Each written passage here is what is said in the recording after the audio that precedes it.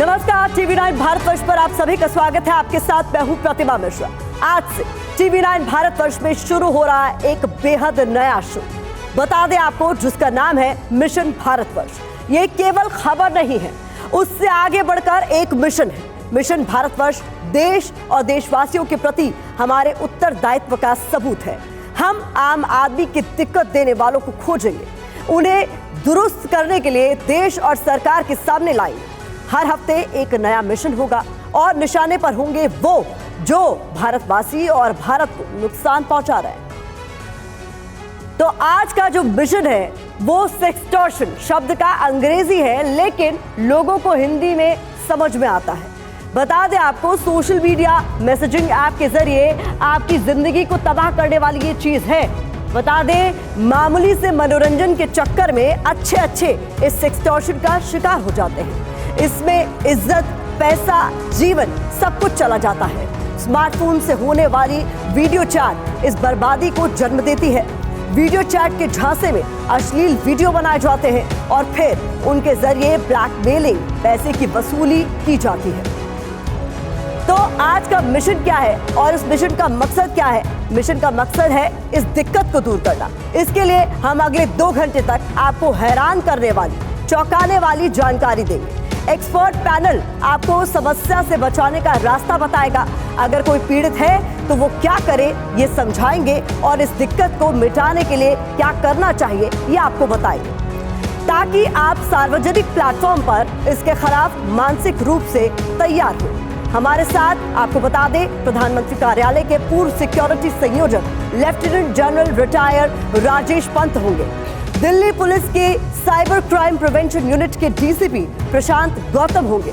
Maharashtra police cyber cell के DCP बाल सिंह राजपूत होंगे। उत्तराखंड के डीजीपी अशोक कुमार होंगे। ग्रेट ब्रिटेन सरकार के सलाहकार कनिष्क गौड़ होंगे। यूपी काडर के साइबर एक्सपर्ट आईपीएस शक्ति अवस्थी होंगे। साइबर कानून में इंडियन पुलिस को ट्रेनिंग देने वाली एनएस नप्पी नहीं होंगी। सेक्सटॉर्शन के पीड़ित परिवार के सदस्य होंगे। तो ये तमाम खास मेहमान हमारे साथ होंगे और अब मिशन भारतवर्ष की शुरुआत करते हैं सेक्सटॉर्शन के विकराल रूप के परिचय के साथ। हेलो, मैं प्रिया बोल रही हूँ। कैसे हो? आज मिलने आओगे शाम को?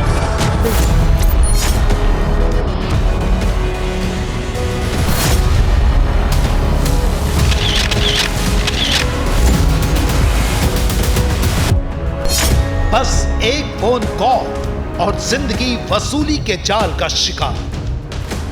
देखो, मुझे 40 लाख रुपए चाहिए। मेरी बातों को मजाक मत समझना। मुझे 40 लाख रुपए चाहिए, नहीं तो मैं वीडियो वायरल कर दूंगी।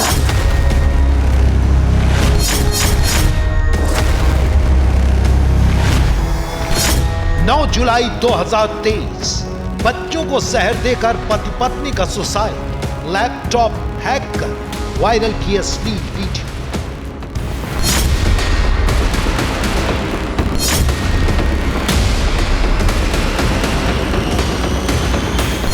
तेईस मार्च 2023 बेंगलुरु में छात्र ने की आत्महत्या। ऑनलाइन सेक्सटॉर्शन रैकेट की ओर इशारा।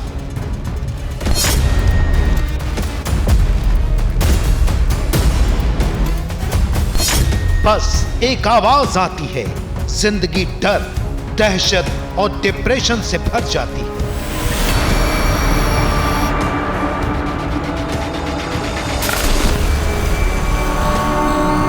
समझ रहे हो ना तुम? मुझे 40 लाख रुपए चाहिए, नहीं तो मैं वीडियो वायरल कर दूंगी। और इसके लिए मुझे बार बार कॉल ना करना पड़े। मुझे 40 लाख रुपए चाहिए तो चाहिए। मेरी बातों को ना मजाक मत समझना।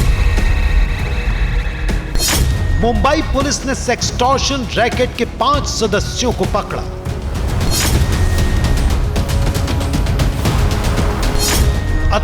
मार्च 2023 राजस्थान में पुलिस ने सेक्सटॉर्शन गैंग का किया भंडाफोड़।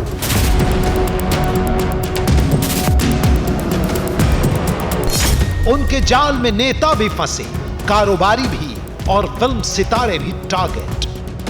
समझ रहे हो ना तुम? मुझे 40 लाख रुपए चाहिए, नहीं तो मैं वीडियो वायरल कर दूंगी। और इसके लिए मुझे बार बार कॉल ना करना पड़े। मुझे 40 लाख रुपए चाहिए तो चाहिए। मेरी बातों को ना मजाक मत समझना। 27 जुलाई 2023 केंद्रीय मंत्री प्रहलाद पटेल को सेक्सटॉर्शन कॉल। हेलो, कैसी बातें करते हो? वही पहन कर आओ। 2 फरवरी 2022 राजस्थान के मंत्री को हनी ट्रैप करने वाले 3 गिरफ्तार।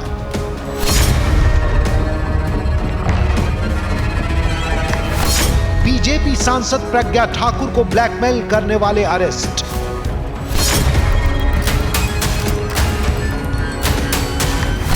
छब्बीस जुलाई 2023 कर्नाटक के बीजेपी सांसद सिद्धेश्वर ने दर्ज कराई सेक्सटॉर्शन के खिलाफ एफआईआर।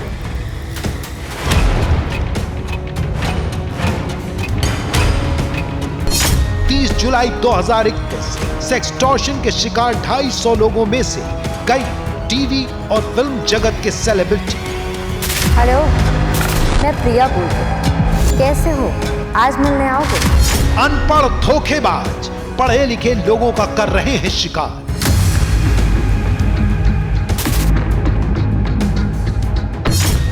जनवरी 2023 सेक्सटॉर्शन रैकेट ट्रैप में फंसा कोलकाता का डॉक्टर।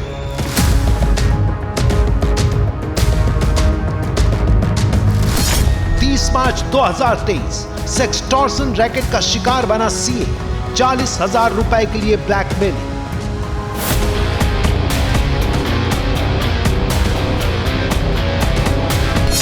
8 दिसंबर 2021 कई लोगों से 1 करोड़ 2 लाख ठगने वाले सेक्सटॉर्शन रैकेट का मास्टरमाइंड अरेस्ट।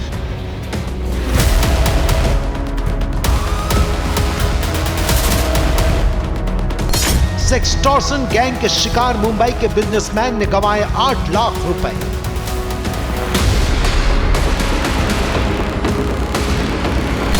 शहर शहर सेक्सटॉर्शन का नेटवर्क, बुजुर्ग सॉफ्ट टारगेट। मेरी बातों को मजाक मत समझना। मुझे 40 लाख रुपए चाहिए, नहीं तो मैं वीडियो वायरल कर दूंगी। 28 नवंबर 2022 75 वर्षीय रिटायर्ड सरकारी ऑफिसर ने सेक्सटॉर्शन रैकेट के जाल में फंसकर 6 लाख रुपए गंवाए।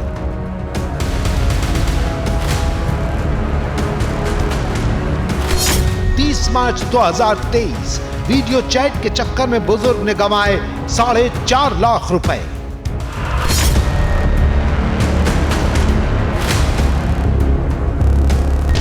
महामारी की तरह देश में फैलता सेक्सटॉर्शन का रोग। देखो, मुझे 40 लाख रुपए चाहिए तो चाहिए, नहीं तो मैं वीडियो वायरल कर दूंगी। TV9 का बड़ा अभियान, फिक्र आपकी, परवाह देश की। सेक्सटॉर्शन का हर किरदार बेनकाब, मिशन भारतवर्ष।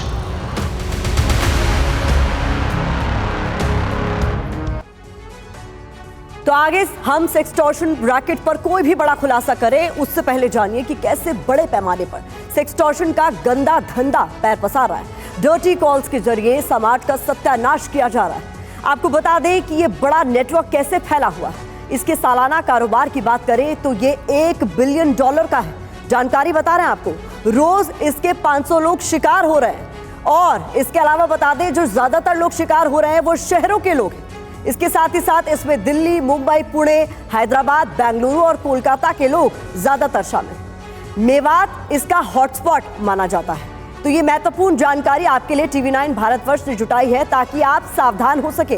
तो ये वो तमाम शहर हैं जिसके ज्यादातर लोग इस रैकेट का शिकार हो रहे हैं, सेक्सटॉर्शन का शिकार हो रहे हैं। और इसका जो सालाना कारोबार कह ले तो वो है $1 बिलियन का। मिशन भारतवर्ष में सेक्सटॉर्शन पर बड़ा खुलासा। दिल्ली, मुंबई समेत कई शहरों में सेक्सटॉर्शन नेटवर्क मेवात से देश के अलग अलग हिस्सों में सेक्सटॉर्शन मेवात के गावड़ी गांव आसपास के इलाकों में इसका जो गैंग है, इसका जो नेटवर्क है वो एक्टिव है। तो ये बड़ी खबर भी आपको हम बता रहे हैं कि दिल्ली, मुंबई जैसे बड़े बड़े शहरों के लोगों को शिकार बनाया जाता है और मेवात से पूरे देश में सेक्सटॉर्शन को अंजाम दिया जा रहा है। TV9 भारतवर्ष के इस मिशन भारतवर्ष में सेक्सटॉर्शन पर बड़ा खुलासा भी हुआ। तो हमारा ये जो स्टिंग ऑपरेशन है इसमें कई और बड़े खुलासे आगे होने हैं। और इस दौरान हम लगातार आपसे अपील कर रहे हैं कि #NoMoreDirtyCalls पर आप जाएं और आप क्या सोचते हैं हमें जरूर बताएं।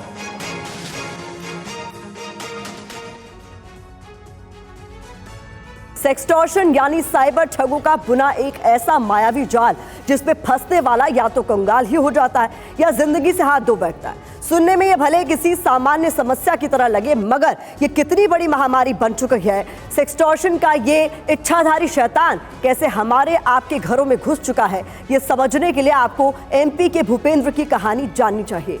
ये कहानी न सिर्फ आपको आगाह करने वाली है, बल्कि सेक्सटॉर्शन से आपकी जिंदगी पर पड़ने वाले खतरनाक असर को भी दिखाती है।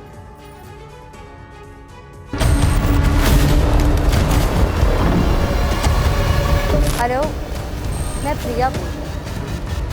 कैसे हो?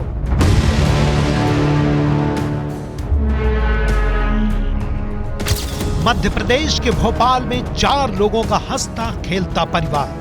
38 साल के भूपेंद्र विश्वकर्मा, 35 साल की उनकी पत्नी ऋतु और 2 बेटे, 3 साल का ऋतुराज और 9 साल का ऋषिराज। सभी खुशहाल जिंदगी जी रहे थे, मगर अब भूपेंद्र और उसका परिवार इस दुनिया में नहीं है। यह आखिरी सेल्फी सुसाइड से पहले वाली रात यानी 12 जुलाई 2023 की। भूपेंद्र ने पहले अपने दोनों बेटों को जहर देकर मारा, फिर पत्नी के साथ खुद भी फांसी के फंदे से लटक कर जान दे दी, क्योंकि भूपेंद्र एक लोन ऐप के चक्कर में फंस चुके थे।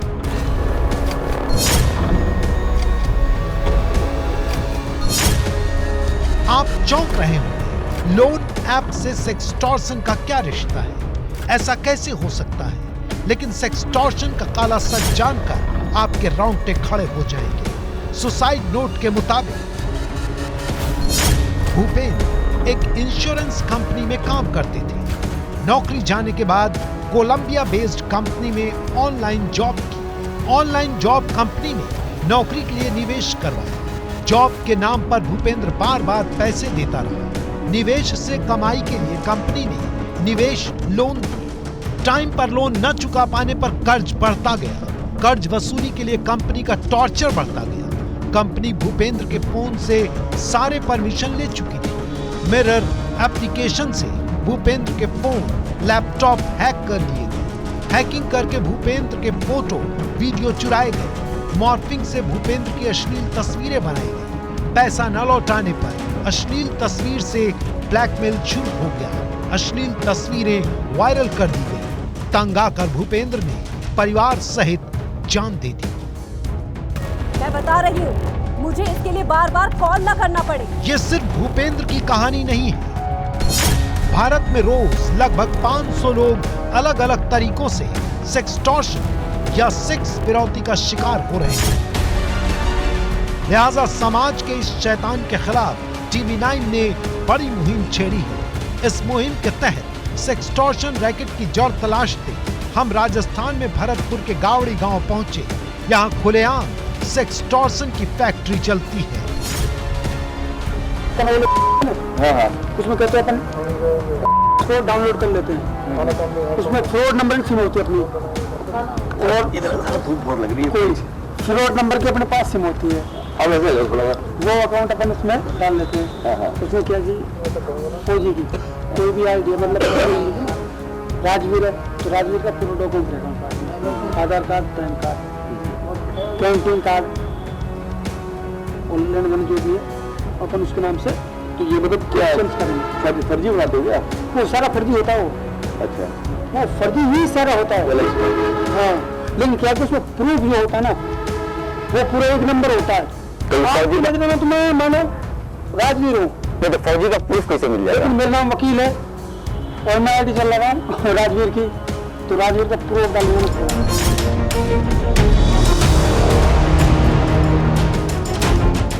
ये मामूली डिजिटल डकैती नहीं है। यहाँ से उठाया गया डेटा सेक्सटॉर्शन की पहली जरूरत होती है। इस डेटा से सेक्स फिरौती के शिकार की इंटरनेट पर तलाश होती है और फिर उसको धीरे धीरे तरह तरह के बहानों से जाल में फंसाया जाता है। ये प्रूफ कैसे मिल पक्का देंगे? आर्मी वाले का मिल जाता है। कौन देता है ये? आर्मी वाले से बात कर लो। आर्मी वाले करते नहीं काम तो भाई, और वाले भी देते हैं। तो आर्मी वाले करने करते काम, मतलब आप जम्मू में आपकी जॉब लगी हुई है, आदमी हो आप विरोध करते हो, कोई दिक्कत नहीं। अभी आपकी जॉब लग जाती है महाराष्ट्र में, और आपके पास में जम्मू की बाइक है तो अपन उसको क्या करते हैं, आप उसको सेल कर देते हैं। नहीं, आप आदमी को पक्के हो, मैं तो खरीद रहा हूँ, मैं आपसे क्या बोलूँगा, सर आप अपने पहले पूरे डॉक्यूमेंट डालो। आप डालोगे आधार कार्ड, पैन कार्ड, आईडी वगैरह, कैंटीन कार्ड वगैरह जो भी आप तो पूरा प्रूफ अपने के लिए डालोगे, ठीक है। आपका प्रूफ अपने पास आ गया, अपन आपसे बाइक खरीदे चाहे ना खरीदे, उससे आपको मतलब नहीं। आपको ये थोड़ी ना पता कि भाई ये मेरे डॉक्यूमेंट्स है, किसी और को काटेगा, ये आप लोगों को पता नहीं पता। लेकिन अपन कहीं करते हैं, उन्हीं डॉक्यूमेंट से अपनी आईडी बना लेते हैं और उन्हीं डॉक्यूमेंट्स में अपन बाइक सेल कर देते हैं। ओके, ये है पूरा मामला। हाँ, फिर अपन क्या करेंगे, अपन अपना मतलब अपन तुम्हारा ही डॉक्यूमेंट डालेंगे दूसरे बंदे के लिए। इस तरह से जानकारी इकट्ठा होती है और आपको पता भी नहीं चलता है, और फिर उसके आधार पर सामान बेचने खरीदने वाली वेबसाइट की आड़, लोन देने के नाम पर ऑनलाइन जॉब की आड़, सोशल साइट्स पर ट्रेंड बनाकर, फर्जी वेबकैम शो के जरिए इंटरनेट लिंक से वायरस भेजकर आपका कंप्यूटर हैक करके अश्लील तस्वीरों को वायरल कराने का डर दिखाकर सेक्सटॉर्शन शुरू हो जाता है। हेलो, बड़ा सवाल ये है कि आखिर तेजी से पनप रहे इन जालसाजों को लेकर सरकार, साइबर सेल और पुलिस क्या कर रही है? क्या देश में कोई ऐसी एजेंसी नहीं है जो निश्चित करे कि फर्जी जॉब एप्स न बने, लोन के एप्स की निगरानी, सोशल मीडिया कंपनी अपने प्लेटफॉर्म्स को लूट मुक्त रखने की गारंटी दे, ऐप को मिलने वाली परमिशन का गलत इस्तेमाल न हो, एप्स फोन की हर सूचना तक न पहुंच सके। हमारी मांग है कि देश में एप्स और इंटरनेट एप्लीकेशन की तानाशाही पर रोक लगाने के लिए मॉनिटरिंग के लिए सरकारी कानूनी अथॉरिटी बननी चाहिए।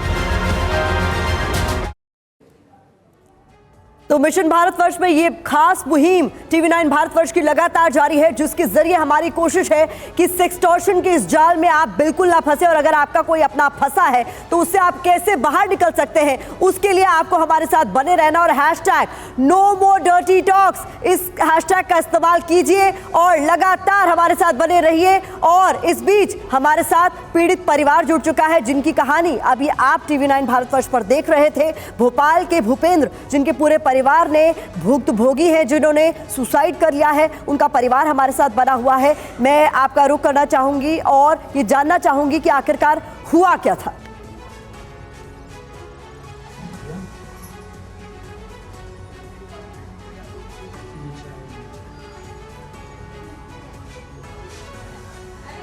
आपको मेरी आवाज मिल रही है?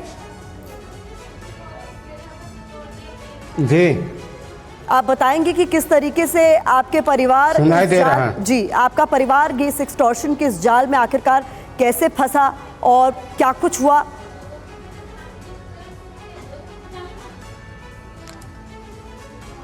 फंसने का तो मेरे को नहीं मालूम, इतना बताया था कि पार्ट टाइम के काम करने के लालच में किया है। यह 13 तारीख को सुसाइड का जो दिया है तो वह हत्या है, आत्महत्या नहीं किया, हत्या किया है। हम CBI जांच के वो करते हैं कि CBI जांच किया जावे, सख्त से सख्त कार्रवाई की जावे। जब इस तरीके से ये आज तक परेशान हुए और मेरे आपको को पता कोई चला कि जी कि ये फंस गए हैं इस तरीके की किसी सेक्सटॉर्शन के जाल में, तो क्या पुलिस का रुख नहीं किया गया, या पुलिस का रुख किया गया तो क्या मदद नहीं मिली? गया थे रिपोर्ट करने, लड़का तो रिपोर्टें नहीं लिखे पुलिस वाले, वापिस आ गए। वह आने के बाद वह यह रात में किया। अब हमारा यह कहना है कि भाई कोई अपने बच्चे को जहर देगा? ये आत्महत्या की नहीं किया बल्कि हत्या की गई। एक CBI जांच करके निराकरण किया जावे। मतलब आपका कहना है कि आत्महत्या नहीं की गई है, हत्या का ये पूरा मामला है और आप कह रहे हैं सीबीआई जांच की मांग होनी चाहिए। बहुत शुक्रिया हमारे साथ बात करने के लिए। तो ये पीड़ित परिवार है जिनका क्या कहना है ये हम आपको बता रहे हैं। और इस बीच हमारे साथ अशोक कुमार जी जुड़ गए हैं जो कि डीजीपी हैं उत्तराखंड के। सर बहुत बहुत स्वागत है TV9 भारतवर्ष पर। और आज मिशन भारतवर्ष में हम पहले एपिसोड में बात कर रहे हैं सेक्सटॉर्शन की। सर ये बहुत बड़ा जाल है जिसमें कई लोग आए दिन फंस रहे हैं और हम ये जानने समझने की कोशिश कर रहे हैं कि ऐसे कई सारे कानून हैं जिसके तहत लोगों को सजा मिल रही है, लेकिन क्या ये कानून उतने मजबूत नहीं है कि सेक्सटॉर्शन का जो जाल है उसमें अभी भी लोग फंसते जा रहे हैं? जी देखिए, कानून तो ठीक है पर लोग बाग जो है ना रिपोर्ट कम करते हैं, डरते हैं, ब्लैकमेल हो जाते हैं, जबकि उनको ब्लैकमेल होने से बचना चाहिए। क्योंकि जो साइबर क्रिमिनल है जो इसके पीछे है सेक्सटॉर्शन के, उसका पर्पज आपकी वीडियो वायरल करना नहीं है बल्कि आपसे पैसा ऐंठना है। तो मैं तो यही कहूँगा कि इनके जाल में नहीं फंसना है, इनसे ब्लैकमेल नहीं होना है और केस को इमीडिएट पुलिस को रिपोर्ट करना है, तो ये रास्ते पर आ जाएंगे। अशोक जी, लेकिन ये तो सेक्सटॉर्शन का जो पूरा धंधा चला रहे हैं उन्हें पता होता है कि कानून व्यवस्था है, लॉज है, पुलिस है, पकड़ में आ जाएंगे। उसके बावजूद उनका पूरा इकोसिस्टम किस तरीके से बढ़ रहा है, फल फूल रहा है? देखिए, मैं तो अपनी किताब है मेरी जो आई है साइबर एनकाउंटर्स करके, उसमें भी मैंने बताया है ये कुछ पॉकेट्स देश में हो गई हैं, जामताड़ा हो, मेवात हो, और ये सब जो है साइबर क्राइम में बहुत ही इसकी वॉल्यूम बहुत ज्यादा हो गया, हजारों नहीं लाखों की संख्या में। 2022 में साइबर क्राइम की कंप्लेंट्स देश भर में 10 लाख से ज्यादा थी। तो ये क्योंकि वॉल्यूम इतनी ज्यादा है तो इसलिए एक प्रकार से मतलब हमारे लिए भी एक चुनौती है पुलिस के लिए कि इस वॉल्यूम से कैसे पार पाए। इसके बावजूद जो सेक्सटॉर्शन क्राइम है, इस तरह के जो सेक्सुअल उससे स्टॉकिंग है लेडीज का, उस सब को तो हम लोग बहुत सेंसिटिवली लेते हैं और इमीडिएटली वर्कआउट करने की कोशिश करती है पुलिस। तो मेरे विचार से मैं तो यही सॉल्यूशन बताऊंगा कि इमीडिएटली पुलिस को अप्रोच करना चाहिए और इनकी ब्लैकमेलिंग में नहीं आना चाहिए। जी बहुत बहुत शुक्रिया अशोक जी हमारे साथ जुड़ने के लिए TV9 भारतवर्ष पर और अपनी बात रखने के लिए। तो अशोक कुमार जी को सुन रहे थे जो कि उत्तराखंड के डीजीपी हैं और वो कह रहे थे कि लोगों को डरना नहीं चाहिए, बल्कि अगर इस तरीके के किसी जाल में वो फंसते हैं तो पुलिस के पास जाएं और कंप्लेंट जरूर दर्ज कराएं। सेक्सटॉर्शन नेटवर्क पर बहुत बड़ा खुलासा इस बीच आपके सामने हम रखने जा रहे हैं। राजस्थान में भरतपुर के गावड़ी गांव में ई मित्र रैकेट का बड़ा हिस्सा सेक्सटॉर्शन गैंग को ATM सुविधा दे रहे हैं ई मित्र। इस बात का बड़ा खुलासा हमारे इस ऑपरेशन में हुआ है। ये इस वक्त की बड़ी खबर आपके सामने हम रख रहे हैं। राजस्थान में भरतपुर के गावड़ी गांव में ई मित्र रैकेट का बड़ा हिस्सा।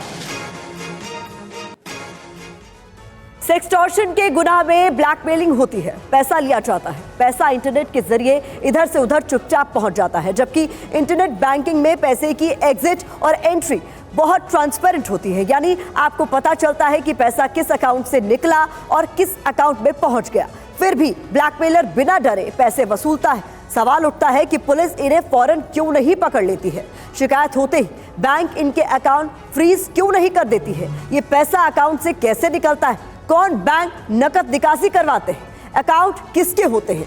इसका कौन क्या इस्तेमाल करता है? सवाल यह भी है कि जिनके पास सेक्सटॉर्शन कॉल आते हैं उनकी जानकारी सेक्स फिरौती गैंग के पास कैसे पहुंच जाती है? मतलब कोई खास आदमी ही सेक्सटॉर्शन में फंसेगा, पैसा देगा और उसका फोन नंबर क्या होगा ये कैसे पता चलता है? ब्लैकमेलर के पास हजारों की तादाद में फोन और सिम कार्ड कैसे आ जाते हैं? सारे सवालों का जवाब आपको हमारी इस खास रिपोर्ट में मिल जाएगा।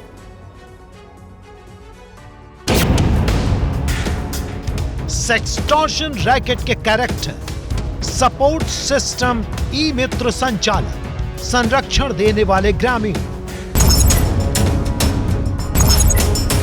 सेक्सटॉर्शन नेटवर्क के ये वो नटवरलाल हैं जिनको आज हम अपनी एक्सक्लूसिव इन्वेस्टिगेशन में एक्सपोज करेंगे।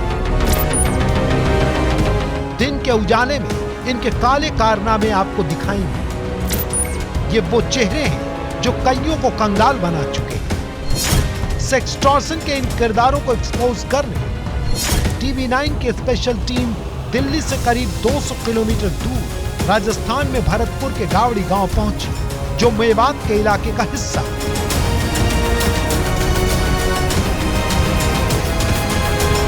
ये गांव तो सिर्फ नाम का था। इस बात को साबित कर कई सबूत हमें दिखे। पहला सबूत, गांव में बड़े और पक्के घर।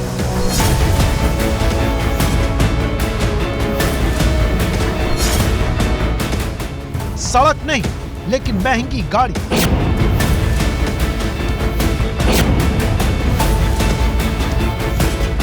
तीसरा सबूत, एक गांव में 4 एटीएम। चौथा सबूत, एटीएम पर लंबी कतार। ये तस्वीरें चीख कर गावड़ी गांव की डर्टी बिजनेस की गवाही दे रही थी। गांव के हिसाब से तो यार मकान अल्लाह के रहम से बहुत अच्छे हैं यहाँ पे, हैं? बहुत अच्छे मकान हैं। इससे एक अगला गांव है, वो हमारा गांव, उस गांव में देखना मकान कुंदन अच्छा का मकान है, बेहतरीन मकान सब 50-50 लाख रुपए लगे हुए हैं। हाँ, गांव में काफी सुखी संपन्न गांव है भाई, माशाल्लाह। हर घर में मुझे लग रहा है कि गाड़ियां हैं, लगभग मिलेगी गाड़ियां हर घर में है। दो भी किसी के पास दो भी है। सबसे ज्यादा जिस बात ने हमें हैरान किया वो ये कि एक ग्रामीण इलाके में कदम कदम पर एटीएम क्यों है? एटीएम पर लंबी लंबी कतारें क्यों? इसी सवाल के साथ हम गांव में चल रही एक ई मित्र की दुकान पर गए। ई मित्र यानी राजस्थान सरकार का डिजिटल सेवा प्लेटफॉर्म। इसका मकसद सरकारी सेवाओं, योजनाओं से जुड़ने में लोगों की मदद करना है, मगर हमारी तफ्तीश में ई मित्र संचालकों के गंदे धंधे का कोड डिकोड हो गया।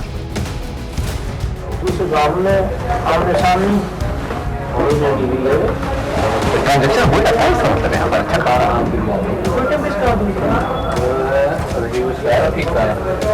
पहले हिसाब लगा हुआ था ना, बंद हो गया, बंद हो गया।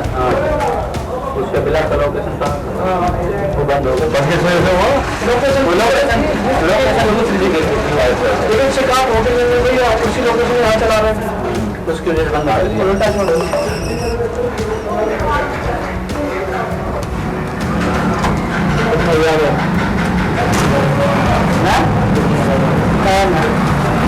इनका जैसा 2-1 लाख रुपये निकले, 2 लाख बस। 2 लाख रुपये यार गाँव के हिसाब से तो बहुत है यार। गाँव में अच्छे लोग तो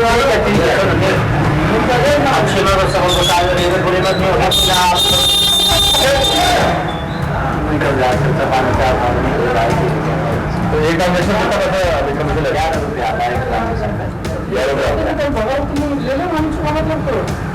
नंबर 1 का पैसा निकाले है ना, नंबर 1 फ्री सेवा, नंबर 2 नंबर की कस्टमर और नंबर 2 के 1% लेता है। 1%। एक बार कितना निकल जाता है? 10,000 रुपये। 10,000 रुपये। 1% हो गया 100 रुपया। अरे तभी वो आपने 100 रुपये देखेगा, 100 रुपये देख गया वो अपना दे जो 2 नंबर के कार्ड रहता है, वो ये मतलब 2 नंबर कार्ड का मतलब 2 नंबर का मतलब जी हाँ, तो दूसरे नाम से होता है कार्ड, उसके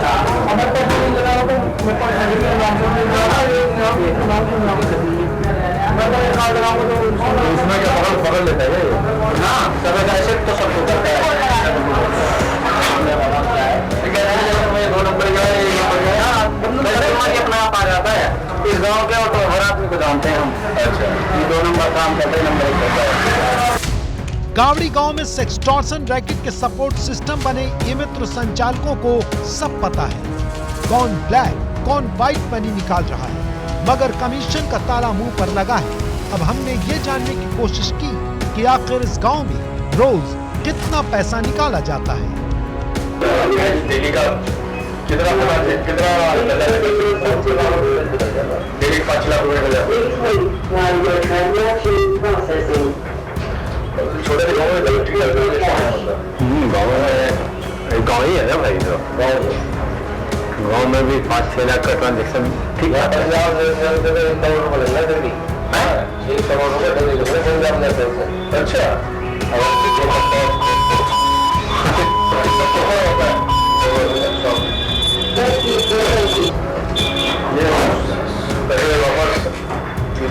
कमीशन है क्या आपके? ये अलग से कैसे मतलब तो बताइए ना आप लोग को ATM सोच रहा हूँ भाई थोड़ा खोल के पैसा निकालना रहना है और हमें पैसा निकालवाना रहना है।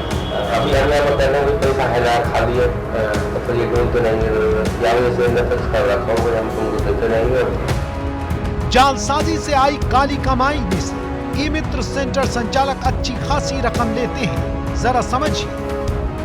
मान लीजिए रोज 1 करोड़ रुपए का ट्रांजैक्शन हो रहा है, ई-मित्र संचालक न्यूनतम 1% कमीशन भी लेते हैं, तो 1 करोड़ का 1% यानी 1 लाख रुपए रोज का, जो अच्छे खासे पढ़े लिखे लोग भी कमाने का सपना ही देखते रहे।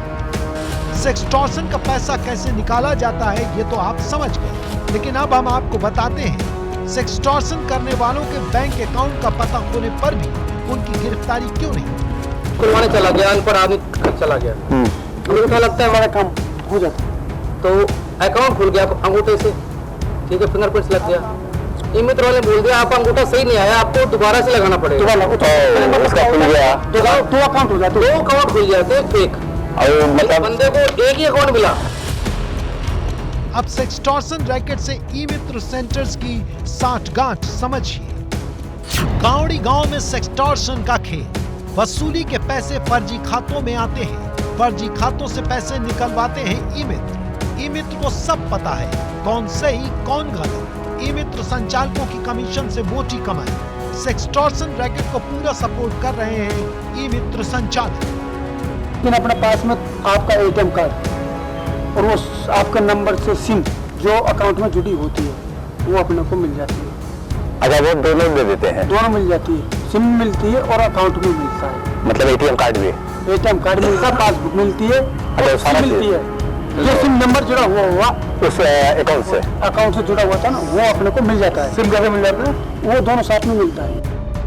अब हमें समझ में आ चुका था कि इस गांव में इतनी संपन्नता कैसे है, बड़े बड़े मकान कैसे बने हैं, गाड़ियां कहां से आई हैं। घर पर आए मेहमान को 10 रुपए की चाय की जगह 100 रुपए वाली एनर्जी ड्रिंक क्यों ऑफर की जाती है। मगर अभी कई और खुलासे गावड़ी गांव को लेकर होने बाकी है, कई और किरदार बेनकाब होने बाकी है। मिशन भारतवर्ष, संवाददाता उमेश पाटिल और फारूक नवाजी की रिपोर्ट। सेक्स फिरौती से इंडिया को बचाओ, TV9 की पड़ताल। तो मिशन भारतवर्ष में आपने ये खास रिपोर्ट देखी जिसपे आप समझ गए कि सेक्सटॉर्शन का ये गोरख धंधा कितना ट्रांसपेरेंट है, कितनी ट्रांसपेरेंसी के साथ यहाँ पर एक अकाउंट से दूसरे अकाउंट में पैसे जा रहे हैं, वो भी डरा धमकाकर। और इसी पर बात करने के लिए स्टूडियो में भी मेरे साथ 2 बेहद खास मेहमान हैं। बता दूं हमारे साथ NS नप्पी नप्पई मैम मौजूद हैं जो कि साइबर कानून में इंडियन पुलिस को ट्रेनिंग दे चुकी हैं। साथ ही साथ मेरे साथ कनिष्क गौड़ मौजूद है जो कि ग्रेट ब्रिटेन सरकार के सलाहकार है। कनिष्क, पहला सवाल मेरा आपसे है, यहाँ पर हम देख रहे हैं इस रिपोर्ट में साफ तौर पर दिखाई दे रहा है किस तरीके से लोगों को डरा धमकाकर बहुत आसानी से एक अकाउंट से दूसरे अकाउंट में पैसे लिए जा रहे हैं, लेकिन कानून के लंबे हाथों से फिर भी ये लोग दूर हैं। ऐसा क्यों, कैसे? देखिए, ये जो पूरा जाल है ये ऐसी रिमोट जगहों पे होता है जहाँ पे पुलिस के लिए पहुँचना बहुत मुश्किल होता है, और यहाँ पर जो लोकल MLA हैं उनकी मिली भगत होती है। तो अगर पुलिस इनके पास जाना भी चाहे तो इनको पहले से सूचना मिल जाती है कि पुलिस आने वाली है, और कुछ टाइम के लिए ये गायब हो जाते हैं, अपना गोरख धंधा बंद कर देते हैं। दूसरी बात समझने की होगी कि ये ज़्यादातर जो ये कार्य करते हैं दूसरे स्टेट में करते हैं। तो जब आपने जाके साइबर क्राइम की कंप्लेंट रजिस्टर करी तो उस स्टेट की पुलिस को इस क्षेत्र में जाना पड़ेगा। अब जब पुलिस को जाना पड़ेगा तो लोकल पुलिस को इन्फॉर्म करना पड़ेगा। उसमें ये रहता है कि इनके इन्फॉर्मर्स कई बार लोकल पुलिस के साथ मिले हुए होते हैं, और इनको ये सूचना पहले ही पता लग जाती है कि किसी और स्टेट की पुलिस आने वाली है, तो ये उससे पहले वहाँ से चले जाएंगे या वहाँ से अपना पूरा गोरख धंधा बंद कर देंगे। उसकी वजह से ये लोग बच पा रहे हैं। और ये जो गांव हैं ये ऐसी जगह पे बसे हुए हैं जहाँ पे पहुँचना बहुत आसान नहीं है। काफ़ी दूर क्षेत्र है जहाँ पे ये कार्य हो रहा है, और मैं मानता हूँ कहीं ना कहीं यहाँ पे जिन लोगों को, हमारे देश के प्रतिनिधियों को इसको बंद करवाना चाहिए, उनकी मिली भगत है। तो ये एक पूरा बहुत बड़ा जाल है जो करीबन 200, 250, 300 करोड़ से भी ऊपर है। आपने 100 करोड़ दिखाया, मेरा मानना है कम से कम 200, 250, 300 करोड़ से ऊपर की जालसाजी यहाँ चल रही है। और कई जगह तो ऐसी है जहाँ पे पुलिस खुद भी जाने से डरती है, क्योंकि उन्हें लगता है कि उनके ऊपर काउंटर अटैक हो जाएगा। इसलिए इसके पीछे लार्जर फोर्स को लगाने की ज़रूरत है ताकि इन सबको पकड़ा जा सके। और ये जो क्षेत्र है, मेवात है, नूह है, ये एक अड्डा बन चुके हैं भारत देश में, जहाँ से ये रैकेट चलाया जा रहा है। ठीक है नापी नहीं मैम, यहाँ पर सवाल इस बात का भी है कि लीगल एड क्या ऑप्शन है उन लोगों के जो इस जाल में फंस चुके हैं। इसके अलावा मैं आपसे जब इससे पहले बात कर रही थी तो आपने कहा कि जरूरी नहीं है कि इसमें वही लोग फंस रहे हैं जो कुछ गलत तरीके की वेबसाइट्स पर जाते ही हों, या मतलब there is a myth to it, ये भी क्लियर कीजिएगा दर्शकों के। ये जो सेक्सटॉर्शन का चल रहा है ये तो नया नहीं है, पहले से ही ये बहुत सारे केसेस आ चुके हैं। शुरुआत में ऐसे हो रहा था जब चैटिंग में आप जाएंगे ऑनलाइन में, वो चैटिंग के ज़रिए लोग तो फंस रहे थे। एक केस था बॉम्बे पुलिस के पास जो आए थे, दुबई से विक्टिम था, वो एक लेडी से चैटिंग कर रहे थे, तो उसके बाद उनके वो लेडी का फ्रेंड बोलकर कोई और उनसे कांटेक्ट किए थे और ये बोल दिया कि आपने तो उनको तो इतना प्रॉमिस सब दिए थे, ऐसे जैसे आप तो डिवोर्स ले रहे वाले हैं और इनको तो शादी करने वाले हैं, और फिर आपने शादी नहीं किया। तो वो लेडी ने अभी सुसाइड कर लिया और बॉम्बे पुलिस ने आपके ऊपर एक केस दर्ज कर दिया। उसके बाद वो तो ऐसे सब बहाना बना के 1-2 लाख नहीं 90 लाख वो दुबई आदमी से पैसा ले लिया। उसके बाद वो दुबई वाला ने बोल दिया कि मेरे पास इससे ज़्यादा पैसा नहीं है, और अपने आप आके वो बॉम्बे पुलिस में सरेंडर किया। और फिर पता चला ऐसे कुछ केस भी नहीं है, ऐसे कुछ लड़की भी नहीं है, और ऐसे कोई दोस्त भी नहीं है। एक आदमी जो गुजरात में थे और बहुत अच्छा कंपनी में काम कर रहा था, उन्होंने ऐसे एक एक्सटॉर्शन का शुरू करना डिसाइड कर लिया।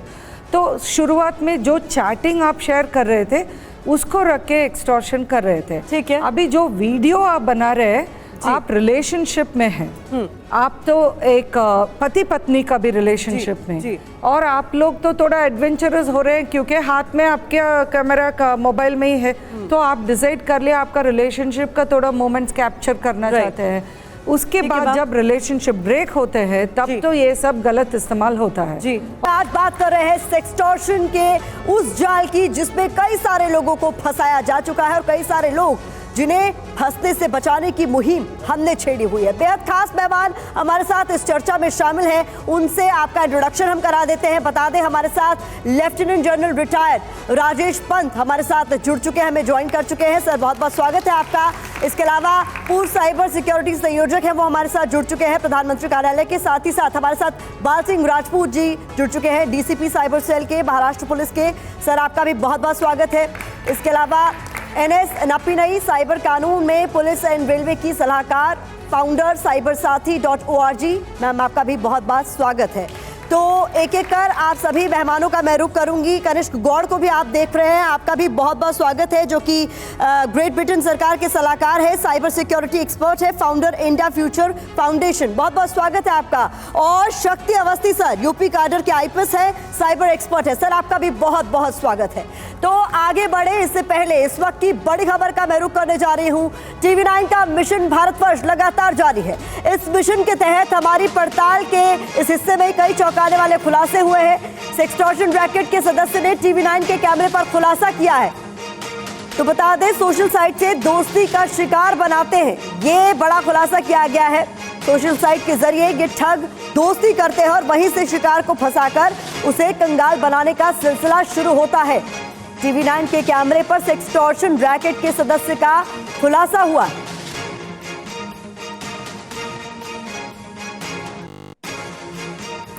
तो सबसे पहले मैं शक्ति सर आपका रुख करना चाहूंगी और सबसे पहले यही जानना चाहूंगी कि ये छोटी मोटी समस्या नहीं है सर, इस वक्त शायद सबसे बड़ी समस्या है और कई सारे ऐसे लोग इसका शिकार बन रहे हैं जिन्हें शायद इल्म भी नहीं होता है कि उनके साथ ऐसा कुछ हो जाएगा। तो इससे बचा कैसे जाए, ये सबसे बड़ा सवाल। इसमें बचाव के लिए सबसे ज़रूरी है अवेयरनेस। लोगों को पता हो कि किस तरह के साइबर फ्रॉड और ख़ास करके सेक्सटॉर्शन के साइबर फ्रॉड्स प्रचलन में हैं। जब लोगों को पता होगा कि ये जो तरीका है ये मॉडस ऑपरेंडी एक तरह का फ्रॉड है, तो लोग इससे अपने आप बच सकते हैं। मैं आप लोगों को 3-4 तरह के इंपॉर्टेंट सेक्सटॉर्शन की ही मॉडस ऑपरेंडी बताने वाला हूँ। अगर इस तरह के कोई भी केस आपके सामने आए या आपके नॉलेज में रहें और अदरवाइज़ भी आप उसको प्रचार प्रसार करें। एक जो सबसे कॉमन है और जो बहुत ज़्यादा होता है वो है जिसमें एक अननोन नंबर से व्हाट्सएप पे वीडियो कॉल आती है और उसमें एक वीडियो चलने लगता है, एक न्यूड वीडियो चलता है और उसमें जो रेसिपिएंट होता है, जो आदमी फ़ोन उठाता है, उसकी फ़ोटो आ जाती है, उसका पूरा स्क्रीनशॉट ले लिया जाता है, वीडियो ले लिया जाता है और उसके बाद उसे सेक्सटॉर्शन के कॉल आने लगते हैं। कॉल आने में कुछ कॉमन पैटर्न है, जो 3-4 पैटर्न है वो उसमें वो बोलेंगे कि हम दिल्ली क्राइम ब्रांच से हैं या मुंबई क्राइम ब्रांच से हैं और उसके बाद वो पैसे की डिमांड करते हैं या फिर फ़ोन करते हैं कि हम YouTube से बोल रहे हैं और आपका वीडियो अपलोड करने वाले हैं, तो मैं YouTube की तरफ से बोल रहा हूँ और आप हमको पैसे दीजिए तब आपका वीडियो अपलोड नहीं होगा। एक अगला, ये एक बहुत ही कॉमन है। उसके बाद जो अगला एक कॉमन सेक्सटॉर्शन जो चल रहा है वो ये चल रहा है कि जिसमें ये लोग कुछ फ़ोटोज़ आपकी मॉर्फ करने के बाद एक फेसबुक का या एक ट्विटर का एक सैम्पल पोस्ट बना लेते हैं और उसके बाद उस पोस्ट का एक स्क्रीनशॉट भेजते हैं कि हम इसको पोस्ट कर देंगे अगर आप हमें पैसा नहीं देंगे और इसलिए आप हमको पैसा दीजिए और अदरवाइज़ हम ये पोस्ट कर देंगे। इससे कई बार लोग पैसा देने पे विवश हो जाते हैं।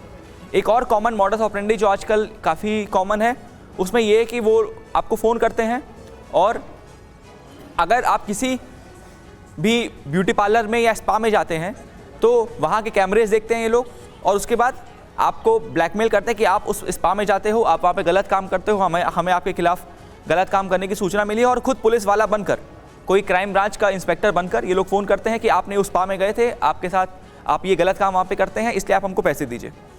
ये 3-4 तरीके ऐसे हैं जो आजकल बहुत ही कॉमन है। इसमें मेरा एक जो जनरल सजेशन है सभी लोगों को वो ये है कि कभी भी किसी भी तरह के एक्सटॉर्शन में मत आएँ। अगर आप पैसे दे भी देंगे तो उससे इस चीज़ की कोई गारंटी नहीं होती कि वो लोग पोस्ट नहीं करेंगे या अगली बार पैसे नहीं मांगेंगे। तो पैसे देना कभी कोई सोल्यूशन नहीं होता है, पुलिस के पास आना सोल्यूशन होता है और इसकी कंप्लेंट करना सोल्यूशन होता है। तो अगर आपके पास ऐसा कोई केस बनता है कि आपको कोई ऑडियो या वीडियो कॉल आ गई, आपकी फ़ोटो रिकॉर्ड हो गई या आपकी फ़ोटो मॉर्फ हो गई, आप तुरंत पुलिस के पास आएँ। जनरली ये फ्रॉडस्टर्स अपलोड नहीं करते हैं कुछ, क्योंकि अगर इन्हें अपलोड करेंगे तो इनके ऊपर एक्सटॉर्शन का मुकदमा लिख दिया जाएगा। ये लोग डराते हैं और ये लोग भय पैदा करते हैं जिससे ये लोग पैसे ऐंठ सकें। तो आप पुलिस के पास तुरंत आएँ और पुलिस को सूचना दें ताकि इस अपराध से आपको पता लगे, क्योंकि हमारे पास ऐसे लगातार केस आते हैं और हमें पता होता है ये एक तरह का फ्रॉड है। तो हमारे एक्सपीरियंस को आप लोग यूज़ करें और अपनी समस्या आकर बताएं, पुलिस आपकी सहायता ज़रूर करेगी। बहुत महत्वपूर्ण बात आपकी तरफ से कही गई और मुझे लगता है कि ये टिप्स ज़रूर काम आएगी उन लोगों की जो सुनना चाहते थे, जानना चाहते थे कि इस तरीके की सेक्सटॉर्शन रैकेट से किस तरीके से बचा जा सकता है। और इस बीच बाल सिंह राजपूत जी भी चूंकि हमारे साथ बने हुए हैं, महाराष्ट्र पुलिस साइबर सेल के डीसीपी हैं। सर, आपसे भी यही चीज़ें, ये तमाम बातें जानना चाहेंगे। और एक ये जो डर लगातार उन लोगों में बना रहता है कि हमारी बदनामी हो जाएगी अगर हमने बता दिया कि हम इस तरीके की किसी जाल से बन गए, क्योंकि ये एक मिथ भी है कह लीजिए या फिर ये एक तरीके की सच्चाई भी है कि ये माना जाता है कि आपने पॉर्न साइट्स देखी होंगी, आप इस तरीके की किसी साइट पर गए होंगे या आपने किसी ऐसी वेबसाइट का इस्तेमाल किया होगा जिसमें अंतरंग बातें आपने की या तस्वीरें आपने देखी, इस वजह से आपका डेटा लीक हुआ और फिर किसी ने आपको सेक्सटॉर्शन के रैकेट में फंसा लिया। तो कहीं ना कहीं बदनामी का डर होता है, इसलिए भी क्या लोग पुलिस के पास जाने से बचते? आपका सवाल बहुत ही महत्वपूर्ण है। इनका जो इकोसिस्टम है वो कैसे ऑपरेट करता है, इनको टेक्निकल सपोर्ट कैसे मिलते हैं, ये दो बहुत इंपॉर्टेंट चीज़ें हैं। एक तो है कि ये सेक्सटॉर्शन करने के लिए क्या क्या चीज़ों की ज़रूरत पड़ती है। एक तो उनको मोबाइल डिवाइसेस लगते हैं, लैपटॉप लगता है, बोगस सिम कार्ड लगते हैं, बोगस बैंक अकाउंट्स लगते हैं और कुछ लड़कियों के वीडियो लगते हैं जो अनड्रेस कर रही है और ये विक्टिम जो है जिनको कॉल करते हैं उनके मोबाइल नंबर लगते हैं। उसके बाद में एक एप्लीकेशन व्हाट्सएप का और पैसे ट्रांसफ़र करने के लिए जो मर्चेंडाइज एप्लीकेशन रहता है कि तुरंत नए नंबर पे आप UPI का जो फैसिलिटी है वो चालू कर दो करके। तो ये उनका टेक्निकल सपोर्ट है ये लगता है। इसमें से अगर हम देखें तो ये बहुत ही ऑर्गेनाइज तरीके से काम करते हैं। हमको लगता है कि सेक्सटॉर्शन करने वाले लोग इक्का दुक्का काम कर रहे होंगे, ऐसा नहीं है। ये एक ऑर्गेनाइज सिंडिकेट है। इसमें कॉल करने वाला जो ग्रुप रहता है इनके पास में पहले डेटा आता है, तो डेटा आने के बाद में ये व्हाट्सएप के जरिए या फेसबुक के जरिए या इंस्टाग्राम के जरिए पहले विक्टिम को हाय हेलो करते हैं।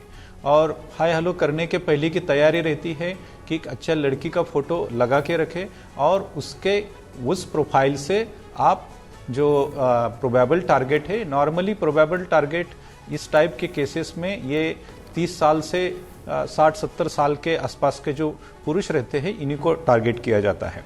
और ये मैसेज करने के बाद में जैसे ही सामने वाले का रिस्पांस आता है उसी हिसाब से शाम के वक्त में या रात के वक्त में उनको डायरेक्टली वीडियो कॉल जाता है। जैसे वीडियो कॉल जाता है, अनड्रेस होती है सामने वाली लड़की, लेकिन वो लड़की वहाँ पे रहती नहीं है। उन्होंने इस टाइप से 2 मोबाइल का अरेंजमेंट किया रहता है कि पहले वाले मोबाइल के वीडियो कैमरे से दूसरे वाला मोबाइल का सिर्फ स्क्रीन देखा जाए। इस टाइप का अरेंजमेंट रहते हैं और क्रिमिनल खुद उससे बात करते रहता है एक लड़की की आवाज में। जितने भी हमने क्रिमिनल पकड़े हैं उसमें एक ही लड़की शामिल नहीं थी, जितने थे लड़के ही थे और इस टाइप के टेक्नोलॉजी का इस्तेमाल कर रहे थे। ये पहला ग्रुप रहता है। दूसरा रहता है जो मेनली सिर्फ बैंक अकाउंट जो है बनावट डॉक्यूमेंट्स और दूसरे लोगों के डॉक्यूमेंट के नाम पे बैंक के अकाउंट निर्माण करना और जो मोबाइल सिम कार्ड से वो प्रोक्योर करना। तो मोबाइल सिम कार्ड और बैंक अकाउंट प्रोक्योर करने वाली एक गैंग रहती है। उसके बाद में जो पैसे रात भर जो पैसे अलग अलग अकाउंट्स में लेते हो उसको निकालना और अलग अकाउंट्स में लेयरिंग करना। तो लेयरिंग करने वाली, विड्रॉल करने वाली उनकी गिरोह रहता है जो उसी गैंग का पार्ट रहता है। रात भर सारे ATMs वो जाते हैं, वहां से कैश विड्रॉ करते हैं। अलग अलग जो अकाउंट है जो उस दिन हर दिन के लिए नया अकाउंट यूज करते हैं या 2 दिन के लिए अलग अकाउंट यूज करते हैं, उसमें लेयरिंग करते हैं और विड्रॉल करते हैं। और एक जो गैंग रहती है वो रहती है सिर्फ डेटा प्रोक्योर करने वाली।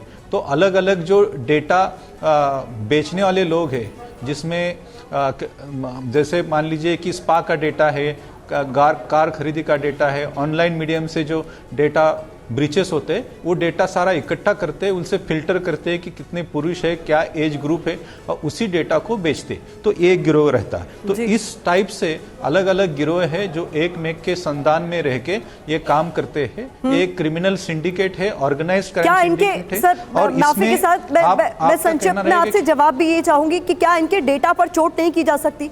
क्योंकि अगर डेटा ही इनकी लाइफलाइन है तो अगर इनके डेटा पर चोट कर दी जाए तो क्या कहीं ना कहीं कुछ मतलब राहत मिल सकती है?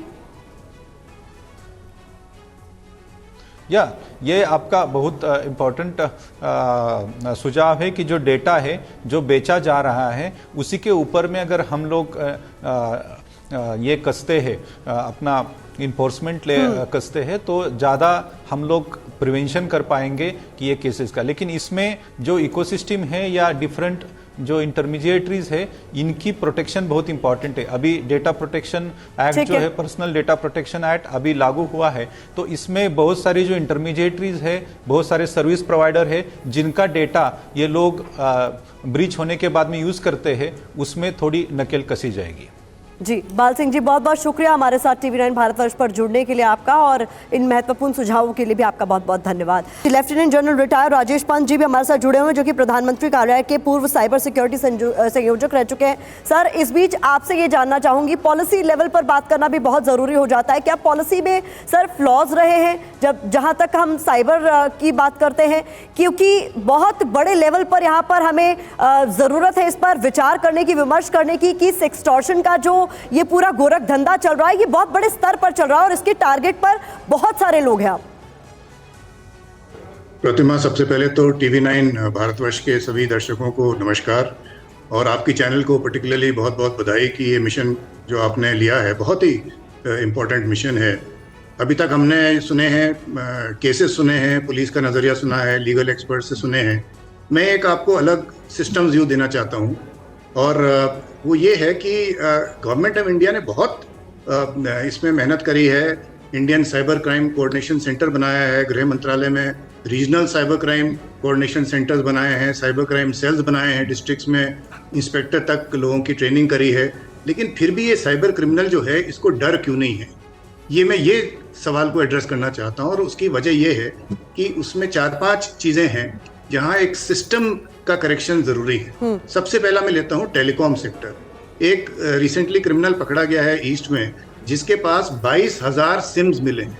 22,000 बाल्टियों में भरे हुए थे, उसको गिनने में करीब 10 घंटे लगे हैं। वो कैसे आए उसके पास 22,000 सिम, जबकि ऑफिशियली एक आदमी जो है उसके पास 9 सिम से ज़्यादा नहीं हो सकते। तो ये जो सिस्टम है टेलीकॉम का, कि जो टेलीकॉम सर्विस प्रोवाइडर है वो सिम कार्ड जो है वो अपने डीलर्स और फ्रेंचाइजीज को देता है। एक क्वार्टर में हमारे देश में 20 मिलियन सिम कार्ड्स जो हैं इंपोर्ट हो रहे हैं, ज़्यादातर चाइना से आ रहे हैं, और जो नंबर ऑफ यूज़र्स बढ़ रहे हैं वो 1 मिलियन है। तो हर एक क्वार्टर में 19 मिलियन सिम कार्ड्स कहाँ जा रहे हैं? तो इसके पीछे ये है कि जो डीलर है उसको, अगर आप उसके पास जाएं, उसको कहें कि मुझे रिन्यू करना है अपना नंबर, तो रिन्यू करने के उसको 30 रुपये मिलते हैं। अगर वो नया सिम देता है तो उसको 300 रुपये मिलते हैं। तो कहता है सर रिन्यू क्यों कर रहे हैं, मैं आपको दूसरा नया सिम देता हूँ, नंबर पोर्टेबिलिटी तो आजकल है ही, नंबर वही रहता है। तो ये लोग जो हैं सिम कार्ड जो हैं ये बिना सोचे और बिना वेरिफिकेशन, सुप्रीम कोर्ट ने बोल दिया आधार भी अभी वेरीफाई के लिए यूज़ नहीं होगा।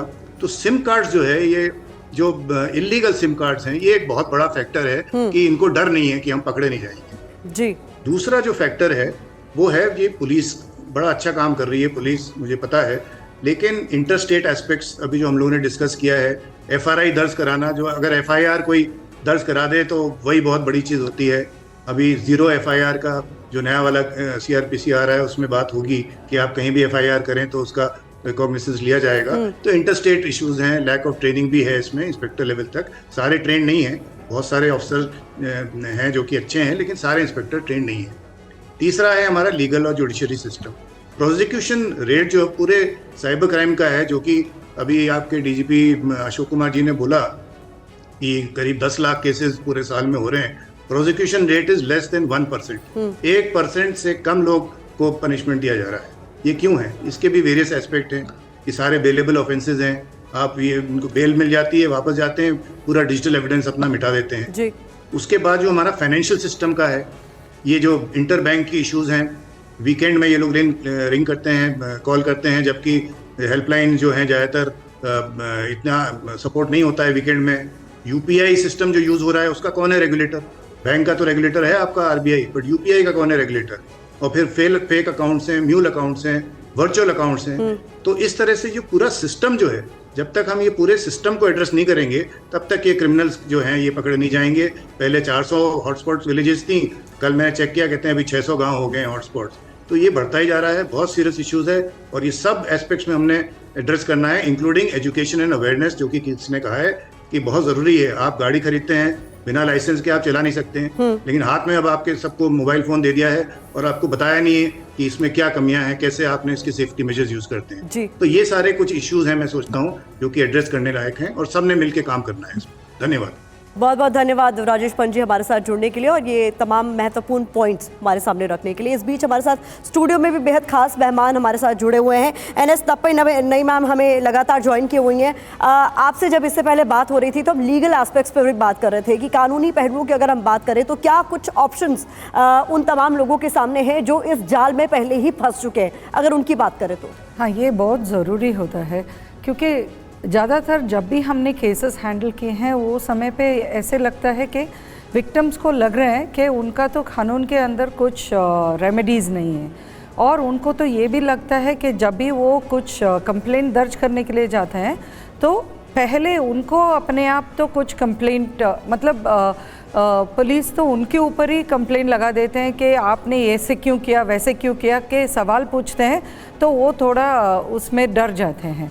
तो मैं ये कहना चाहती हूँ सभी विक्टिम्स को एक चीज़ जो मेहमान लोग जो मैं पहले बात किए थे उन्होंने तो बार बार आपको तो वार्निंग दे चुके हैं कि आप ब्लैकमेल एक्सटॉर्शन का तो आप विक्टिम बन गए, पैसा दे चुके हैं, तो ये मत सोचिए कि प्रॉब्लम ख़त्म हो जाएगा, वो बस बढ़ते जाएगा, क्योंकि क्रिमिनल को पता चल जाता है कि इनसे तो पैसा मिलेगा, तो वो बार बार आपके पास आएगा और अमाउंट भी ज़्यादा बढ़ते जाएगा, प्रॉब्लम भी बढ़ते जाएगा। तो जो भी ब्लैकमेल के लिए तो जो भी मांग रहे हैं तो वो देने में आपका प्रॉब्लम ख़त्म नहीं होगा। कानून की मदद ले लीजिए, पुलिस पे भरोसा रखिए। वो लोग आपसे सवाल पूछ रहे हैं तो इसीलिए पूछ रहे हैं क्योंकि ज़रूरत पड़ता है पहले पता करने के लिए कि कौन सा क्रिमिनल ऑफेंस हुआ है, क्रिमिनल ऑफेंस हुआ कि नहीं, और फिर वो लोग आपकी इन्फॉर्मेशन जैसे क्लियरली आप बता रहे हैं उसके हिसाब से वो एफआईआर दर्ज करेंगे और इन्वेस्टिगेशन शुरू करेंगे जी। इसीलिए शुरुआत के लिए तो ये पता होना ज़रूरी है कि आईपीसी के अंदर एक्सटॉर्शन के लिए तो ऑफेंसेस है जो आप इस्तेमाल कर सकते हैं ऐसे केसेस में। आईटी एक्ट या इंफॉर्मेशन टेक्नोलॉजी एक्ट करके जो है उसके अंदर भी केसेस है जहाँ पे तो न्यूड या सेमी न्यूड इमेजरी वीडियोस हो सकते हैं, फ़ोटोज़ हो सकते हैं, उसको तो डिसेमिनेट करने में मतलब शेयरिंग करने में या थ्रेटन करने में ऐसे अपलोड कर देंगे, ये सब बोलने में भी ऑफेंस होते हैं जी। ये एक चीज़ आपके परमिशन से मैं ये बोलना चाहती हूँ, ज़्यादातर लोगों को पता नहीं चलता है, इसीलिए मैंने ये पुस्तक लिखी थी sassy tales cyber crime stories and the law. अभी बहुत जल्दी हिंदी में भी आ जाएगा ये पुस्तक में सिर्फ ये कहानियाँ नहीं लिखी हूँ कि कैसे कैसे सेक्सटॉर्शन हो सकते हैं, हमने तो ये भी लिखे हैं शायद पहले आपको कैसे अपने आप को प्रोटेक्ट करके रखना है, ये सब जाल में फंसना नहीं चाहिए। शायद फंस गए तो कानून के अंदर आपका रेमेडीज़ क्या है, आप कैसे तरीका ढूंढकर आप प्रोटेक्ट कर सकते हैं अपने आप को, इन्वेस्टिगेशन शुरू कर सकते हैं जी। तीसरे चीज़ प्रिवेंटिव मेजर्स करके बोलते हैं, जैसे एक सुप्रीम कोर्ट में प्रज्वला का केस हुए थे, अभी अभी ख़त्म हुए हैं, उसमें तो मेनली इंफॉर्मेशन ये जैसे वुमेन के ऑफेंसेस अगेंस्ट वुमेन, उसका तो जो इमेजरी ऑनलाइन डाल देते हैं या बच्चे लोगों के अगेंस्ट ऑफेंसेस का इमेजरी जो ऑनलाइन डाल देते हैं उसको तो प्रोटेक्ट कैसे करेंगे करके कानून तो एक तरफ काम करेंगे, मगर ज़्यादातर विक्टिम्स क्या चाहते हैं उसको तो तुरंत डाउनलोड टेक डाउन करना चाहिए, बिल्कुल वो इमेजरी ऑनलाइन नहीं होना चाहिए करके। वो प्रज्वला के बाद इंटरमीडिएट गाइडलाइंस जो गवर्नमेंट में लेकर आए हैं उसमें ऐसे सेक्सटॉर्शन का केसेस के लिए भी एक बहुत सिंपल तरीके दिए हैं कि आप लोगों को जो भी प्लेटफॉर्म में ये अपलोड हुए हैं वो प्लेटफॉर्म को आप लिखेंगे तो 24 आवर्स के अंदर वो प्लेटफॉर्म को वो कंटेंट को निकालना चाहिए,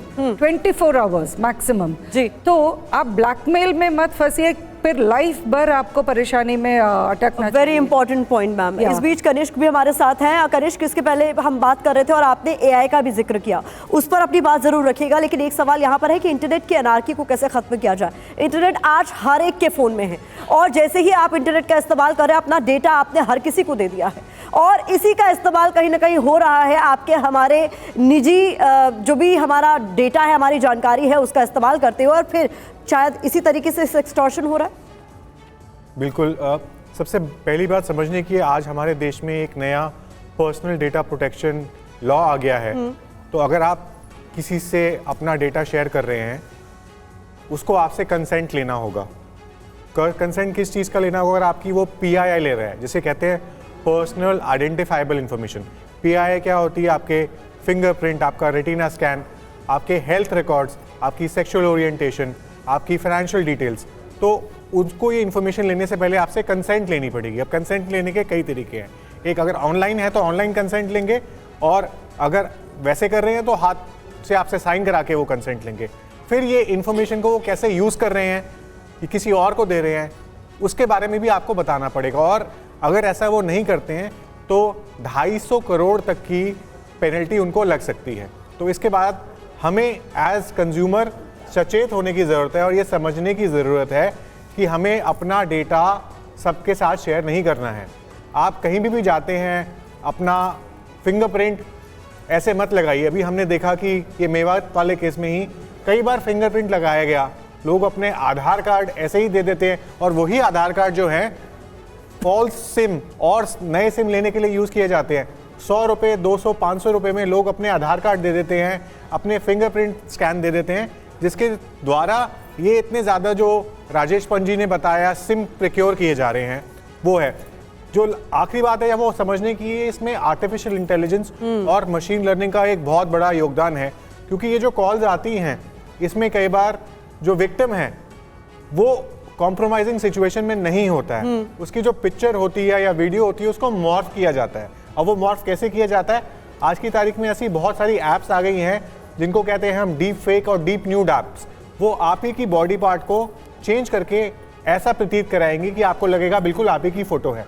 और ये क्या करते हैं, आपकी फोटो सोशल मीडिया से उठाएंगे, आपके इंस्टाग्राम अकाउंट से उठाएंगे, आपके फेसबुक अकाउंट से उठाएंगे। क्यों उठा पाते हैं? बिकॉज आपने जो अपने अकाउंट है उनको पब्लिक किया हुआ है, कोई भी आपकी फोटो डाउनलोड कर सकता है। तो आपको क्या करना है कि अपने जितने भी इंस्टाग्राम के या फेसबुक के अकाउंट है उनको जाके लॉक करना है, ताकि कोई अनजान आदमी आपकी फोटो को डाउनलोड ना कर सके। ये बहुत ज़्यादा ज़रूरी है।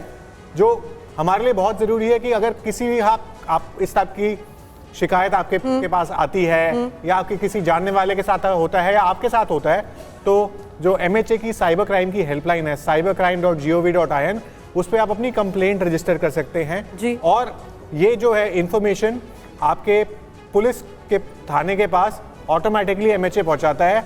और हमारे पास साथ जैसे एक ब्रिलियंट साइबर एक्सपर्ट शक्ति अवस्थी जी हैं, इनके पास कंप्लेंट जाती है, फिर उसको इन्वेस्टिगेट करते हैं। तो हमें अपने मन से डर निकालने की ज़रूरत है कि हमारे साथ कोई हमें एक्सटॉर्ट करना चाहता है या हमसे पैसे निकालना चाहता है। जब ये हम डर से दूर हो जाएंगे तब हम इसको फाइट कर पाएंगे। बहुत इंपॉर्टेंट बात आपने कही। और चूंकि शक्ति जी का जिक्र किया तो एक सवाल मैं आखिर में आपसे पूछना भी चाहती हूँ। शक्ति जी, कोई तस्वीर अगर हम कहीं पर अपलोड कर देते हैं और वो अनजाने में अपलोड हो रही है, चाहे हमने की और तुरंत हमें इस बात का रियलाइजेशन हुआ कि हाँ हमें इसे हटाना है, और हमें इस बात का भी एहसास है कि हो सकता है कि जब तक हमने उसे अपलोड किया वो कई सारे लोगों तक पहुंच भी गई है, इस गलती को कैसे सुधारा जा सकता है? इस गलती को सुधारने के लिए अगर आपने कोई आपत्तिजनक फोटो अपलोड कर दी है तो पुलिस के पास बताएं। हम लोग उसमें FIR करने के बाद और उसके अलावा भी हमारे मैनुअल इनपुट्स के सहारे जिन लोगों जो लोगों तक पहुंच सकती थी वहां से हटाने का प्रयास करेंगे। और उसके बाद भी हम लोग मेल कर उसको जो हिस्ट्री है, जो गूगल के पास हिस्ट्री है, उससे भी हटवा सकते हैं मेल करने के बाद। सेकेंडली मैं कुछ जनरल टिप्स देना चाहूँगा लोगों को। वो जनरल टिप्स ये हैं कि एक तो जब भी आपको कोई व्हाट्सएप पे वीडियो कॉल आए अननोन नंबर से, तो उस वीडियो कॉल को मत उठाएं। अगर फिर भी किसी वजह से उठानी पड़ रही है आपको वीडियो कॉल, तो अपने फ्रंट कैमरे की जो फ्रंट कैमरा उस पर उंगली रख लें, पहले दूसरे का वीडियो देख लें, अपना वीडियो किसी को मत देखने दें। अगर आपको लगता है कि वीडियो सेफ है तब जाके वीडियो कॉल उठाएं। अदरवाइज एक जनरल रिकमेंडेशन है कि व्हाट्सएप की वीडियो कॉल्स अगर अननोन नंबर से उसको पिक ना करी जाएं। और एक बहुत ही इंपॉर्टेंट नंबर है 1930, उसको ज़रूर याद रखें। 1930 जैसे ही कोई साइबर फ्रॉड होता है आपके साथ, सबसे पहले आप 1930 नंबर को सूचना दें। आपका पैसा तुरंत जो भी आपने पेमेंट किया है वो फ्रीज हो जाता है। उसके बाद पुलिस जाकर उन लोगों को पकड़ सकती है जो लोगों ने ये हरकत करी है। तो इसीलिए 1930 को नंबर को जितना प्रसार कर पाए उतना अच्छा होगा। बहुत इंपॉर्टेंट इन्फॉर्मेशन है। बहुत बहुत शुक्रिया आप तमाम मेहमानों का हमें ज्वाइन करने के लिए और ये तमाम महत्वपूर्ण जानकारी हमारे दर्शकों के साथ साझा करने के लिए। तो मिशन भारतवर्ष में ये तमाम जानकारी आपके लिए हम इसलिए लेकर आए हैं ताकि आप समझ सके कि सेक्सटॉर्शन के इस गोरख धंधे से आप किस तरीके से बच सकते हैं। सोशल मीडिया हमारी जिंदगी का अहम हिस्सा बन चुका है, जहां हम दोस्तों और परिवार से जुड़ सकते हैं, अपने विचारों और निजी जिंदगी के बारे में काफी कुछ साझा कर सकते हैं और करते भी हैं। लेकिन तन्हाई दूर करने या स्ट्रेस घटाने के लिए आप जिन सोशल मीडिया साइट्स का इस्तेमाल करते हैं उसके जरिए आपकी जिंदगी में दाखिल हो जाता है सेक्सटॉर्शन का शैतान। सबसे बड़ी समस्या यह है कि ये इच्छाधारी शैतान कोई भी रूप ले सकता है, किसी सुंदर लड़की का, आकर्षक जॉब देने वाले एजेंट का या फिर एक दोस्त का। तो सवाल यह है कि आपके निजी और पेशेवर जीवन को तबाह करने वाले इस शैतान को कैसे पहचानें। इस सवाल का जवाब जानने के लिए पहले आपको समझना होगा कि आखिर ये सेक्सटॉर्शन गैंग काम कैसे करता है।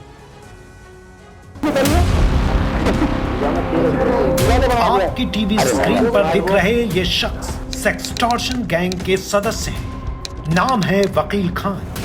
न जाने ऐसे कितने ही वकील खान सेक्सटॉर्शन गिरोह चला रहे हैं।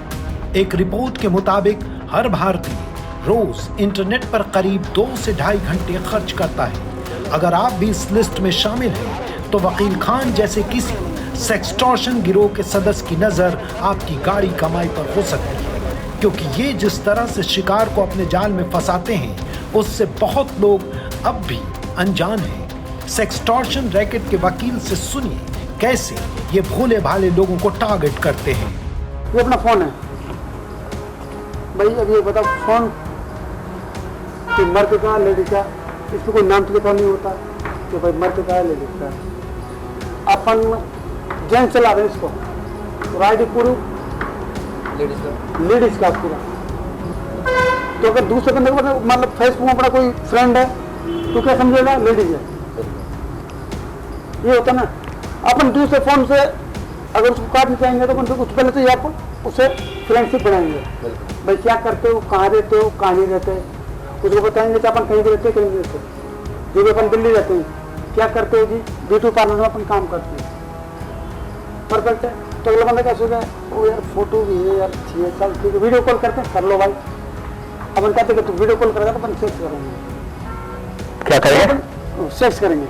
अच्छा जो भी चलो अपन करते नहीं है, मतलब ये प्रोसेस लंबा चलता है, अपन करते नहीं है ना, मतलब क्या बात मूल जाना होता है, अपन करते नहीं है। अपनी फर्जी पहचान पर सामने वाले को यकीन दिलाने के बाद शुरू होता है इस गिरोह का असली खेल। सेटअप पहले से तैयार होता है और धीरे धीरे अपने शिकार को ये ठगी के सांचे में उतारते हैं। अपन करते नहीं है, हाँ। लेकिन क्या है कि अपना आधा शरीर बंदे को दिखा देते हैं।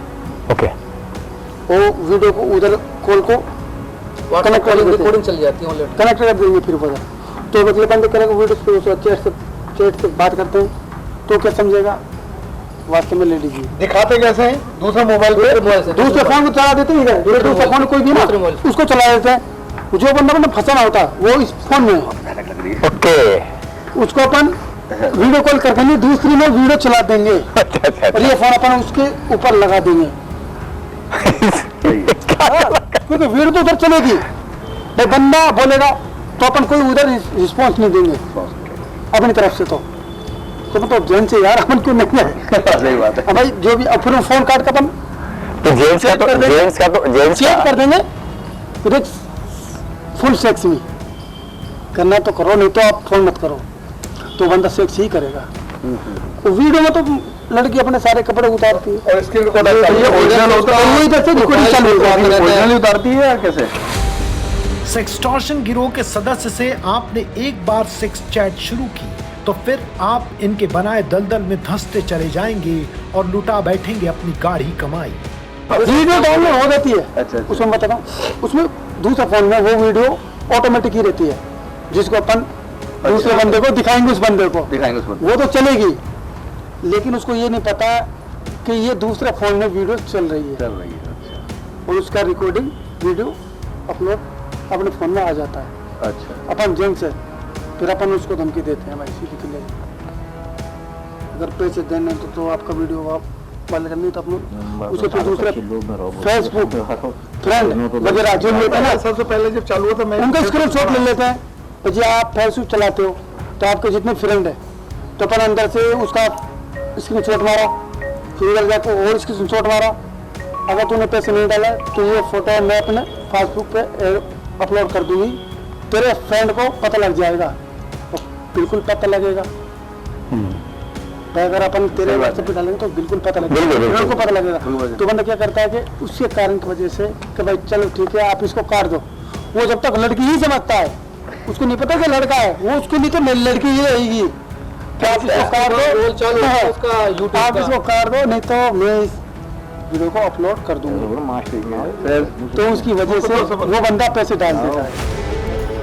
एक बार सेक्सटॉर्शन के दलदल में फंसने के बाद अमूमन लोग सेक्सटॉर्शन करने वाले इन इच्छाधारी शैतानों के वश में आ जाते हैं और फिर ये अपने शिकार का जीना दू भर कर देते हैं, ब्लैकमेल करके उनको अपने इशारों पर नचाते हैं।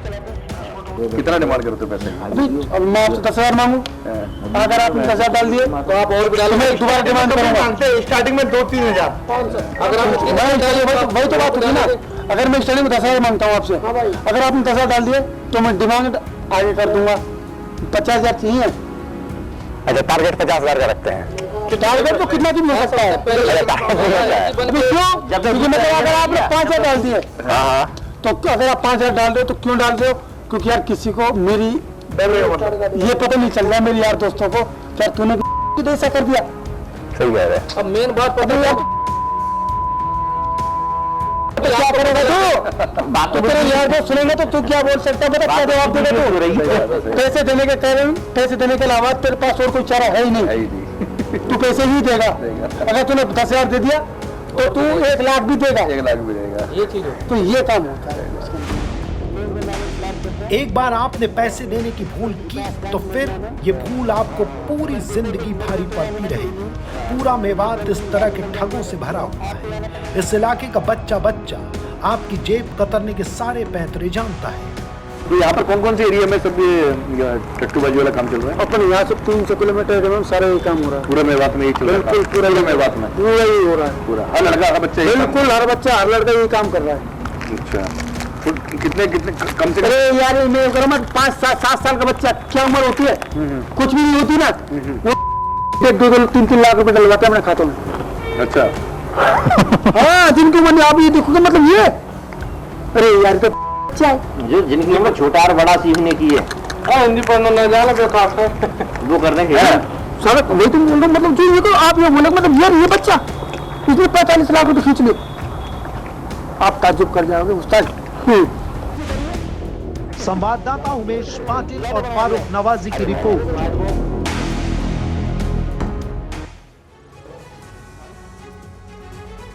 तो सेक्सटॉर्शन के इस रैकेट से मिशन भारतवर्ष में जो निचोड़ निकला है, अब उसकी भी बात कर लेते हैं, क्योंकि हम दे रहे हैं सुधार की सलाह। बता दें आपको, ऐप के अधिकारों पर कंट्रोल जरूरी है और इसके साथ ही साथ साइबर के प्लेयर की जवाबदेही भी तय होनी चाहिए। साथ ही साथ सलाह नंबर 3, सोशल मीडिया प्लेटफॉर्म में सुरक्षा की गारंटी दे, ये जरूरी है। यूजर डेटा प्लेयर्स की मॉनिटरिंग की जाए, ये भी सुनिश्चित किया जाए। सलाह नंबर 5, साइबर रेगुलेटरी अथॉरिटी बनाई जाए। इसके अलावा ऐप अप्रूवल एजेंसी बनाई जाए। इसके अलावा इंटरनेट प्रोवाइडर की जवाबदेही भी तय की जाए। इसके अलावा bank, internet provider, social media apps की सेक्सटॉर्शन केस में जवाबदेही तय की जाए, ये बहुत जरूरी है।